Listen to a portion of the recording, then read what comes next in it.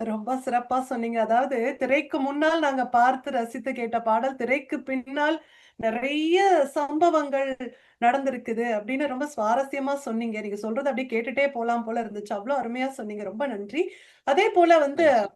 அவருடைய பாடல்கள்லாம் நாட்டுடைமையாக்கப்பட்டது. அதுக்கப்புறம் அவரு என்ன மாதிரியான பட்டங்கள், விருதுகள், அ மக்கள் அவருக்கு என்ன மாதிரியான பட்டங்கள்லாம் குடுத்தாங்க? அப்படிங்கிறதெல்லாம் கொஞ்சம் விரிவா சொல்றீங்களா? பொதுவா அன்றைக்கு பெரிய அளவுக்கு விருதுகள் இல்ல அப்படின்னு தான் சொன்னேன். அரசு விருதுகள் அப்படின்னு பார்த்தா பட்டுக்கோட்டைக்கு எனக்கு தெரிஞ்சு இல்ல. ஆனா பின்னாடி தமிழ்நாடு அரசாங்கம் எல்லாருமே செஞ்சாங்க. எம்ஜிஆர் செஞ்சிருக்காரு. அதே மாதிரி கலைஞர் செஞ்சிருக்காரு. செல்வி ஜெயலலிதா செஞ்சிருக்காங்க.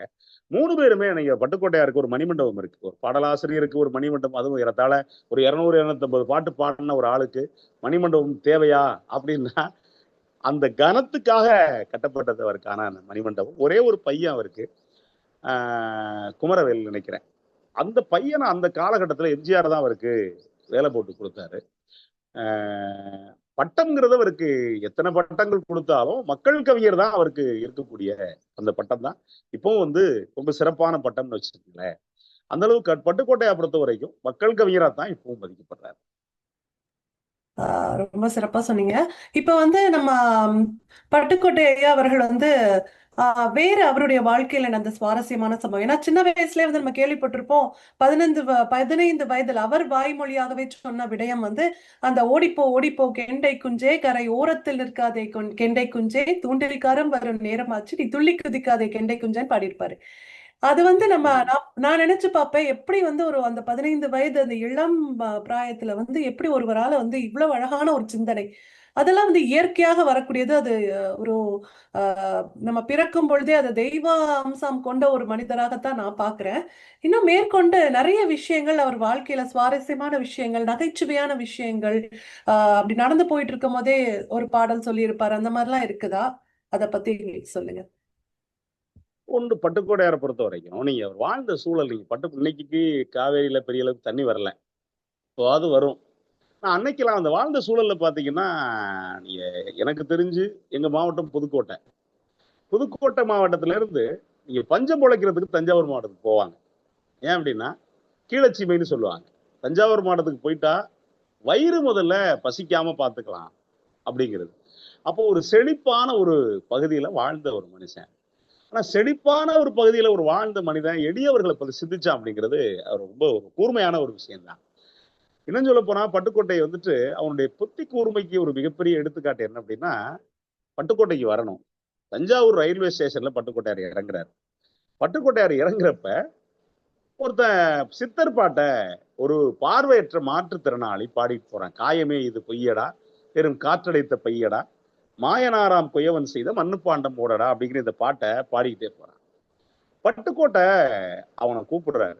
கூப்பிட்டு அன்னைக்கு 1 ரூபா, அன்னைக்கு 1 ரூபா அப்படின்னா ஒரு இன்னைக்கு இருக்கக்கூடிய ஒரு கூலி தொழிலாளிகளுடைய சம்பளம்னு வச்சுருங்க, அப்படி புரிஞ்சுக்கலாம்.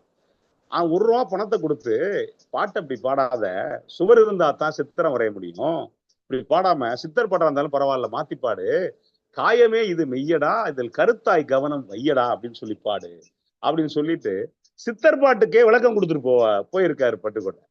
அப்படி சுவாரஸ்யமான நிகழ்வுன்னா அது நிறைய சொல்லலாம். நிறைய பேர் பேசிட்டாங்க. எனக்கு என்ன அப்படின்னா, நிறைய பேர் பேசின விஷயங்களை தொட்டு காட்டுறதுல எனக்கு ஒரு சலிப்பு ஏற்படும். வேற ஒண்ணும் இல்லை. நிறைய கேட்டிருப்பீங்க. ஆஹ் எனக்கு பிடிச்சது என்ன அப்படின்னா, நாடகம் போட்டுட்டு ஓ, திருநெல்வேலி பக்கம் நாடகம் போட்டுட்டு வருவாங்க. நாடகம் போட்டு வரும்போது பட்டுக்கோட்டை பஸ்ஸில் தாளம் தட்டி சும்மா ரொம்ப சர்வ சாதாரணமா பாடின ஒரு பாட்டை சொல்லுவாங்க.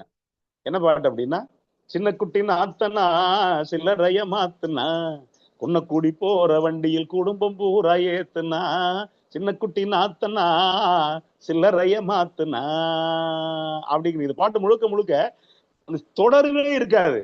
ஆனா நகைச்சுவை கலந்த ஒரு பாட்டா அந்த பாட்டு இருக்கு. அதுக்குள்ள அஹ், குளிரடிக்கிற குழந்தை மேல துணிய போட்டு போத்துனா, குவா குவான்னு கத்துனதால முதுகுல 2 சாத்துனா, கண்ணுக்குட்டிய மல்லு கட்டிய கயத்தை போட்டு புடிச்சுக்கிட்டா,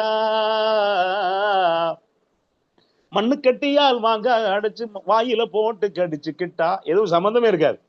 பட்டுக்கோட்டை எழுதுன சம்பந்தம் இல்லாத அது வந்து திட்டமிட்டு எழுதல. இது வேணும் அப்படின்னு அடம் பிடிச்சதால பின்னாடி சினிமாவில் வச்சிருப்பாங்க.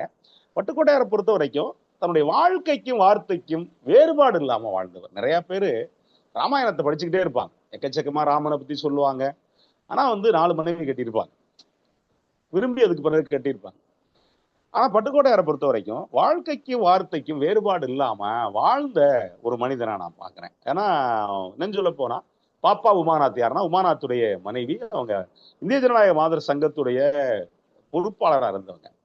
இவர் அந்த கா பெண்கள் குறித்து லேசா ஒரு சேட்டையான ஒரு பாட்டு பாடுறப்ப இவங்க கருத்து சொல்லிட்டாங்க. அவரும் பொது உடைமை சிந்தனையாளர், இவங்களும் பொது உடைமை சிந்தனையாளர். சொன்ன உடனே பட்டுக்கோட்டையார் அதை ஒத்துக்கிட்ட. ஒரு மனிதனுக்கு ஒரு மனிதன் எப்போ உயர்றான் அப்படின்னா, ஒரு தவறு நடக்கிறப்ப, ஒரு சுட்டி காட்டுறப்ப இதெல்லாம் இல்லையே அப்படின்னு மறுக்காம, ஆமா நடந்தது உண்மை, நான் ஏதோ ஒரு கணக்குல எழுதிட்டேன், ஏன்னா எல்லா மனிதர்களும் தடுமாறலாம், எழுதிட்டேன், இனிமேலுக்கு என்னுடைய வாழ்நாள் இருக்கக்கூடிய வரைக்கும் நான் பெண்களை கொச்சைப்படுத்தி அதை அப்படி சொல்றதை விட பெண்களை கிண்டல் செய்து எழுத மாட்டேன் அப்படின்னு பாப்பா உமாநாத்துக்கு உத்தரவாதம் கொடுத்தவர். எனக்கு என்ன அப்படின்னா, எனக்கு அதெல்லாம் பிரச்சனையே இல்லைங்க.